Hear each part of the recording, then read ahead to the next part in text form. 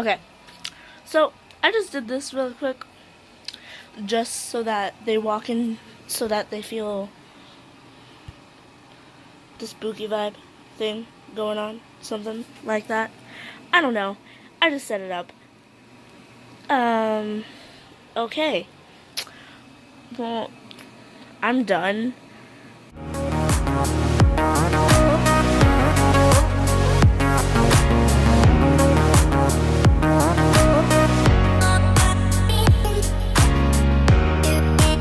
What are we doing today? We are telling ghost stories. It is October, therefore it is Halloween time, and what better way to do it than to get spoopy? I like the spooky decorations. Yeah. Yeah, they're all Disney, Made except by for that this. pumpkin. That pumpkin's creepy. You know how long I've had this pumpkin? How long? I've had this pumpkin since high school, since my senior year of high school. Nice. This thing is like, I don't know what, 18 years old? We got a true pumpkin head right here. Look at that. So, is this like random ghost stories that Yeah. we know, or personal ghost stories? No. Personal. And you're in the hot seat. Oh, I am. I'm going to start it off. So, we have family down in Baja California in a place called Loreto. And growing up, we'd always visit there. We were staying at the house that we all own, right? Pretty much, or who owns? I don't know. Somebody in the families family own owns it. The house itself is creepy, and even before I think we were born, we knew that house was haunted, right? Yeah, before we were born, like we were in the womb. We were in the womb and we could knew. sense. No, I mean like our relatives knew that the house was haunted, because creepy things would happen. Things would move. You'd see shadows. They would pull your patas in the bed when you were sleeping. So what happened to me? We all stayed one time and we spent the night. We usually stay at a hotel, and we'd go visit the house during the day. But we spent the night on a piece of property that was on the land where the house was, and that's where our aunt and uncle used to, they used to live there. I spent the night there with them, and I had a good night's sleep. I wasn't creeped out, but people would always say like that part of the property was like the most haunted. Like stuff would always happen, and they would always tell me like, hey, if something moves around, don't be scared. So we stayed that night. I woke up in the middle of the night and I didn't hear anything. Nothing strange sounds happened. But I, for some reason, thought, hey, I should look up from where I'm sleeping. And I looked out the door to the hallway. And if you know Mexican culture, you've always heard this story of the lady in white, also known as La Llorona. Yeah, I saw some figure with long hair in white. It was emulating like some light. Like it was bright. So yeah, I was scared. Didn't look like anybody I knew, and it was just walking the hallway. I saw it, and I remember I was really young, younger than Ariana, and my first instinct, which is usually what I do when something creeps me out at night and I'm sleeping, is I'd notice it, acknowledge it without saying a word, and then I go, all right, I'm going back to sleep. And I just cover my whole head and just like force myself to sleep. That was my first experience with a ghost. I do have one more. It happened at our church. If you're not familiar with it, they do this thing when they pray for someone. It's called laying hands on them. So we were all praying at the church, and I had my eyes closed, my head down, and while praying, I felt someone just put their hand on my back. Not hard, not like forcefully, but just like rest their hand on my back.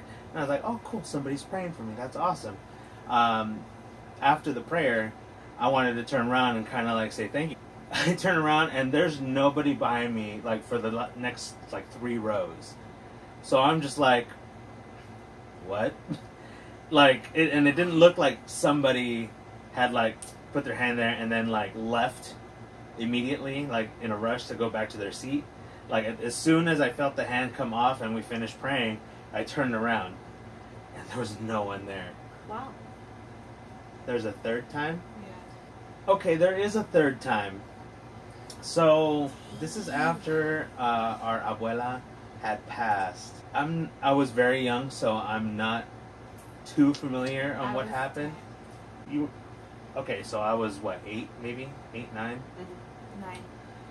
We were at the house. Was anybody there? Was Gabby our babysitter then? No. Okay, I'm gonna tell it because you don't remember. Thank you. It's because it's not my story. It didn't happen to me. It happened to you. It did. You just don't remember. So what happened was our grandma, our dad's mom, had passed away the day before his birthday. Mm-hmm. And the day of his birthday, things happened really fast in Mexico. So I think the day of his birthday was the day of the viewing. Yep. And I remember we were little. I was 10. He literally just turned 9, and we didn't want to go. We had never been to a funeral before. Let alone one in Mexico. Yeah, we didn't want to go. We wanted to stay with our grandma that was here, our mom's mom. And I remember my brother being on the phone with her, and he's crying because he's telling grandma, I don't want to go, I don't want to go. And my mom is trying to force us to go. And back then we were tattletales on our mom. Mom said no. Grandma, mom's being mean. We'd always do that. So I think I called grandma, and You then did. you got on the phone with her. My grandma was in the process of asking my brother like why he didn't want to go or why we didn't want to go. We just didn't want to go. Mm-hmm. And at some point in the conversation, towards the end of the conversation, my dead grandma got on the line and said, "No, you're going." Very forcefully, very scary. And even my grandma heard it, and she said, "Did you say something? Like, Yeah. what was that?" And my brother, his face kind of turned white, and he started crying, and then he ran and told my mom what happened, and my grandma corroborated the story with my mom, and we all just were like, okay. And I started crying because he was scared, and then I got scared because I'm like 10 thinking, oh my god, my brother just talked to a ghost on the phone. That was that. We heard my grandma straight came from the grave and said, you better go to my funeral. Okay. I know that's right. So We went to Well, the I mean, funeral. yeah, I would do the same thing. I guess that's My the third grandkids, time then. I yeah, have freaking go a to my fourth funeral. time then. That also includes a phone call. This is weird because that phone call I do not remember at all. Really? Yeah, there was another time, like she said, we were tattletales when we were younger, and we would call our grandma on each other sometimes if we can't get a hold of our mom. So I picked up the phone in the kitchen. We had a phone that hung on the wall with a super long extension cord. Yeah, this is the 90s.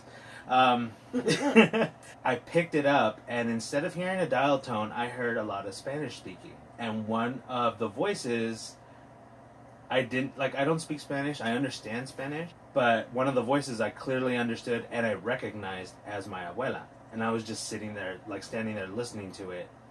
And I think I had told you, like, hey, I kid you not, I hear abuela. Oh, you did tell? My God, I forgot all about that time. And I gave the phone to her and she didn't hear it, right? You didn't No, hear it, right? I didn't hear anything. All I heard was like dead silence. I didn't hear anything. I remember that. Oh No my dial gosh. tone, I'm getting chills. No dial tone, no nothing. I'm like listening, and I give it back to him, and he's like, you can't hear it? And I was like, no, I don't hear anything.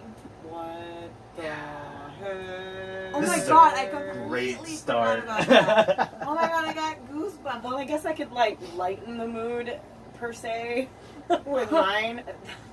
So back in 2005, I lost my one and only doggy, Sadie. About a couple months later, we're moved in and settled into our new home up in Temecula. It's just me and my parents and my bro. And of course, we bring Sadie in ash form along with us, and we have her in one of the armoires in the formal dining room. I remember, I think this was maybe like a month after we moved in. I would be up in my room, so it's a 2-story, and I'd be in my room, and I'd hear like if you guys are familiar with having dogs or cats in the house, I'd hear jingling like from a collar, like something like walking around like jingling downstairs. And at first I was like, okay, is it my mom? Like, is she home from work? Because she used to get home from work like really late at night. And I was like, oh, is it my mom? And then I'd listen in a little closer and I'd still hear jingling. And I'm like, well, like that's weird because I didn't hear the garage open and close, so it's not my mom. And I'd look down like on the little, I don't know what, the railing of the staircase. And I just looked down and I'm like, well, the lights are still off, so it's not my mom. This happened a couple times, like random nights, and I'm like, okay, I don't know what's going on. A couple days later or so, I'm in my room and I'm just chilling, and it's like probably 2 or 3 in the morning, and you kind of like tend to see like when your room's like nice and dark, like you tend to see like little like things that should be like items in your room that are meant to be like that are there in its place. Well, I see this like little lump like in the middle of my room, and I'm like, oh, is that my backpack? And I look closer, and mind you, it's still dark. I look closer, and it's Sadie like curled up, like laying down in the middle of my room, and I'm like, I kind of freak out. Like, I'm scared of anything. I'm scared of the wind moving. So I was like, oh my god, and I like turn on my light. Like I run to turn on my light, and I look, and nothing's there. Nothing's in my room. My backpack is not even close to like where my room is, like to where I saw like Sadie laying down. Like another instance, I don't know how long like between that one and the next one was. She used to do this thing when she was alive and kind of like set her muzzle like right next to my face while I was sleeping to like wake me up. Yeah, I wake up and I adjust myself, like still it's like the middle of the night, kind of like that, and I look over and there's like Sadie. And I like again, like I know she's visiting me, and I know she's cuddly and awesome, and she wouldn't hurt me. But I freaked out and turned on the light again, and she was gone. So I don't know, man. I was haunted by my dead dog quite a few times. That's my to lighten the mood ghost story. Aww. Yeah. I like that part. You rest your muzzle and Tito does that right now. I wish you would do that again. My Popeyes. Oh, don't say that. We're not ready. No, he's gonna do something creepier, like scratch on the door. Oh my god. He would. That's creepy.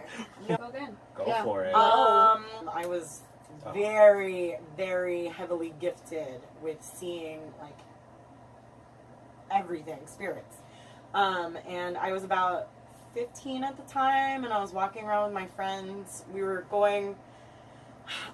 It was like the back of like a neighborhood. It was like a grassy area, but it was very dark because it must have been like 8 or 9 at night. They're fine. They're walking, and I look behind us, and I see about 2 or 3 really tall like creatures, and I don't know how to describe it other than it's really, really, really black against the dark sky. And they kind of, I don't know, they're like, I guess it would be like if like a really tall jackrabbit was on its like hind legs, so and like had Donnie like kind of horns. But there were 3 or 4 of them surrounding us, and no one else could see it but me. They were like, it's all in your head, like, you're good, you're protected. But I could not shake the fact that there were so many of them surrounding us. And at that time, like, I wasn't really, like, in tune with, like, I wasn't a Jesus freak like I am now. And so I didn't know how to, like, pray it away. I didn't know how to, like, I just wanted to run. So, yeah. But that is one of many things I've seen. But I just wanted to tell that one because, man, that's crazy. Like, that's bad juju scary. right there. Yeah. You saw Harry Potter Dementors before Harry Potter came out. Spoilers. Hipster. So I saw this one last year. We were like finishing up youth. Like, yeah. At the church? Yeah, at the annex. At the annex. I heard this. I heard this one. At the annex. And what's it called? We had just finished and like everyone was exiting the building, and there's a set of stairs, and then like a walkway kind of like with everything, and then there's another stairs with a bathroom next to it. And I'm walking down the big set of stairs, and I see like this person with like a white shirt and like black pants, and like they're just walking down the smaller steps. They're just walking down, and when everyone's outside, I don't see anyone with that like clothing. So like I didn't like, yeah. It just disappeared. Like it wasn't like one of our youth members. Were the doors locked, or? Was there Okay. more people Life in like calls. that area? Like other people? Like other people in the area, but you just couldn't find somebody with those clothes on? Well, Or was it just empty? I think it was like me and Maymay or me and Mika, and we were walking down the stairs, and that's when I saw it. But Mika one of them was behind me, and I saw it, and like. And it wasn't somebody from youth. It No. And like we walked outside, and I tried looking for that person. You didn't see like their hair, their face, or anything? No. Oh my gosh. Yeah, like when we walked outside and everyone was there, like no one was wearing that outfit. No, thank you. Oh, shit. All right. Um. You have another story? Yeah. Okay. Well, go ahead. like, yeah. My mom had told me it. Because Oh, she was 'cause you like, were- she was like very- 3, I think, at the time. She was very heavily attacked as a child. That comes to say she's like super like special, but she was like 3 at the time, and I'm going shopping at Goodwill. She's like in the little cart, or the little cart cart seat. thing, and we're just like shopping around. There's maybe a few other people there, but you know, not that crowded. And all of a sudden she looks at me and she goes, let's play. let's pray. Let's pray. And I was like, okay. pray. And then I was like, what are we gonna Yeah, and I was like, what are we gonna pray Let's about? pray. And she's like, the man in purple. and I was like, I paused, like I stopped what I was doing, because I was just like, you know, strolling with the cart, and she's like, let's pray. And I was like, okay, for what? The man in purple. And I stop and I look around, like I'm looking around. I see no man, and I see no one wearing purple. I see no purple around us. And so I'm like, yes, let's pray. Let's pray right now. Yeah. Dude, Wait, you kids- saw somebody in purple? No, there was Nada. nothing. Like she said, That's what I'm saying. yeah. You saw someone in purple? I Probably. don't remember because I was She's very 3. young. She was But three. Oh, all I know is that I said that. She saw dead people.